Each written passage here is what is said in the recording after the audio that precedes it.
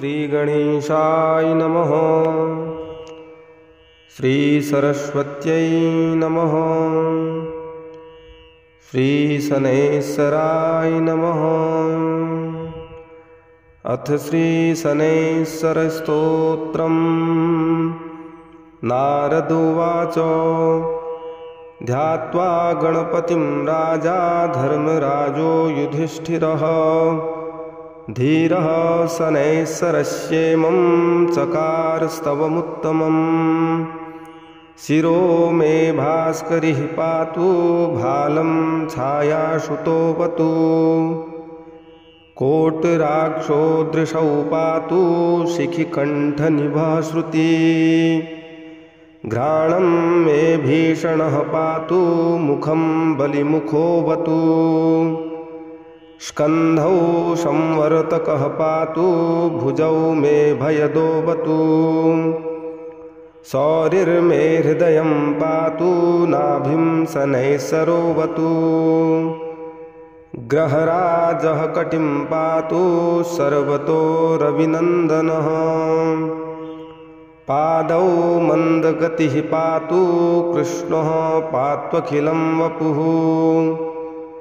रक्षामेतां पठेन्नित्यं शौरेर्नाम बलैर्युताम्।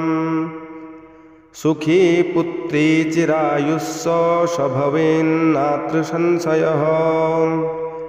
ॐ शौरिः शनैश्वरः कृष्णो नीलोत्पलनिभः शनी। शुष्कोदरो विशालाक्षो दुर्निरीक्षो विभीषणः। शितिकण्ठनिभो नीलच्छाया हृदयनन्दनः।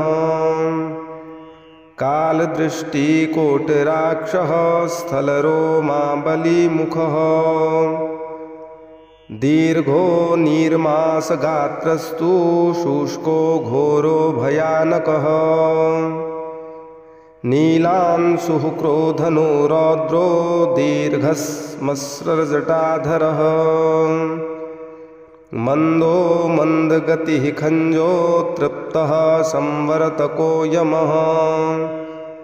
ग्रहराजः कराली च सूर्यपुत्रो रविः शशी। कुजो बुधो गुरुः काव्यो भानुजः सिंहिकासुतः। केतुर्देवपतिर्बाहु कृतान्तो नैऋतस्तथा।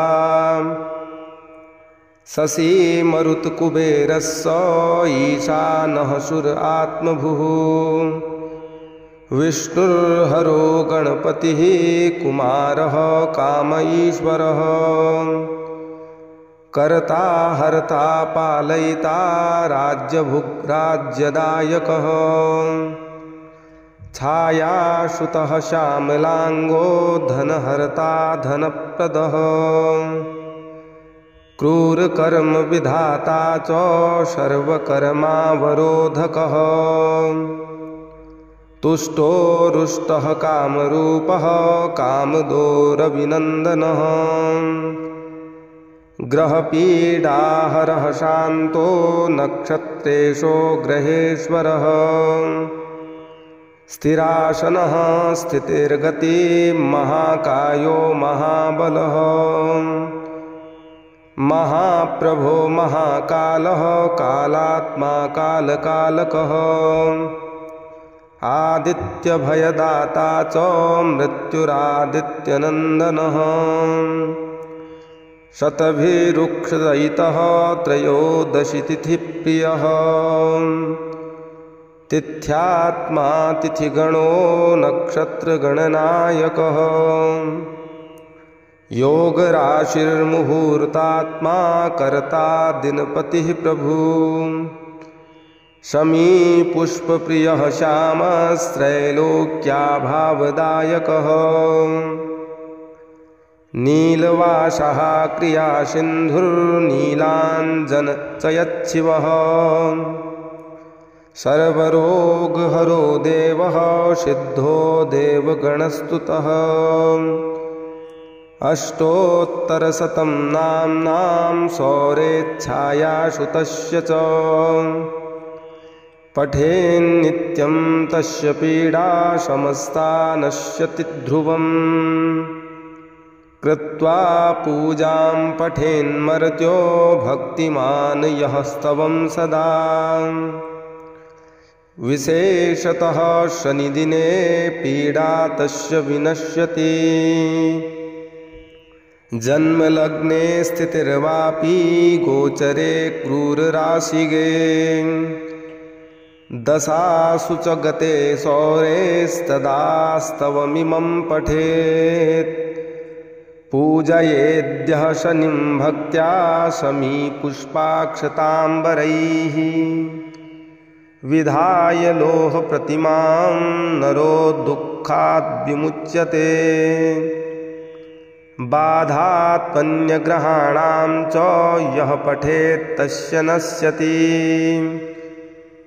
भीतो भयाद्विमुच्येत बद्धो मुच्येत बन्धनात् रोगी रोगाद्विमुच्येत नरः स्तवमिमं पठेत् पुत्रवान् धनवान् श्रीमान् जायते नात्र संशयः नारद उवाच स्तवं निशम्य पार्थस्य प्रत्यक्षो भूच्छनैश्वरः दत्त्वा राज्ञे वरं कामं शनिस्सान्तर्दधेत्तदा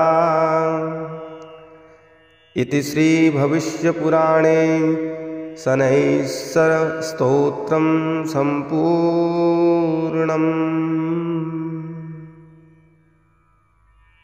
ॐ श्रीगणेशाय नमः। अथ श्रीसङ्कष्टनाशनं गणेशस्तोत्रम्। नारद उवाच प्रणम्य शिरसा देवं गौरीपुत्रं विनायकं भक्तावासं स्मरेन्नित्यम् आयुष्कामार्थसिद्धये प्रथमं वक्रतुण्डं च एकदन्तं द्वितीयकं तृतीयं कृष्णपिङ्गाक्षं गजवक्त्रं चतुर्थकं लम्बोदरं पञ्चमं च षष्ठं विकटमेव च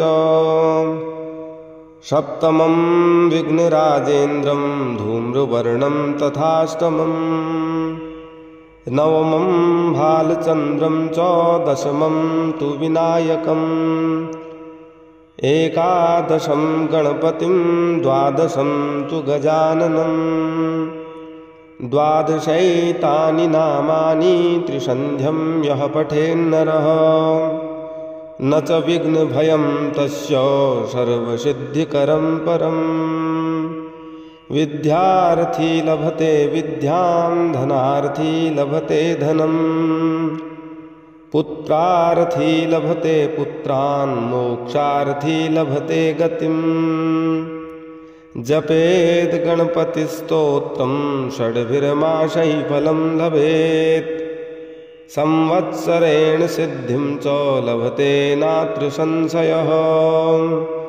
अष्टेभ्यो ब्राह्मणेभ्यः लिखित्वा यः समर्पयेत् तस्य विद्या भवेत् सर्वा गणेशस्य प्रसादतः इति श्रीनारदपुराणे संकष्टनाशनं गणेशस्तोत्रं सम्पूर्णम्।